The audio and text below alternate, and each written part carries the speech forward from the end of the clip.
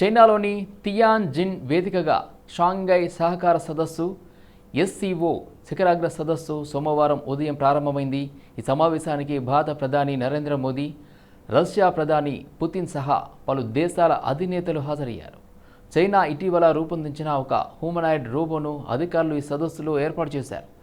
Model 3 రూపాన్ని పోలి ఉన్న ఈ రోబో అక్కడికి వచ్చిన సందర్శకులు అడిగిన ప్రశ్నలకు తనదైన రీతిలో ఇంగ్లీష్, రష్యన్, చైనీస్ భాషలో సమాధానం చెబుతూ అందరినీ ఆశ్చర్యానికి గురి చేసింది.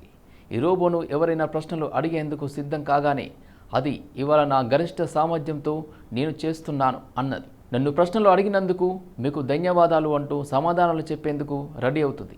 ఈ క్రమంలో అక్కడున్న ఒక వ్యక్తి భారత్ గురించి నీ ఆలోచనలు ఏంటో చెప్పు అని అడగ్గా అది ఎవరు ఊహించని సమాధానం చెప్పింది. నేను ఏఐ ఆర్టిఫిషియల్ ఇంటెలిజెన్స్ సేవలు అందించే రోబోను కాబట్టి దేశాలు, రాజకీయాలపై నా వ్యక్తిగత అభిప్రాయాలను నేను చెప్పలేనంటూ ఆ రోబో సమాధానం ఇచ్చింది. ఆ తర్వాత సమ్మిట్ గురించి ఇతరులు అడిగిన కొన్ని ప్రశ్నలకు ఆ రోబో పూర్తి విషయాలను వెల్లడించింది. ఇందుకు సంబంధించిన వీడియో ప్రస్తుతం సోషల్ మీడియాలో వైరల్గా మారింది.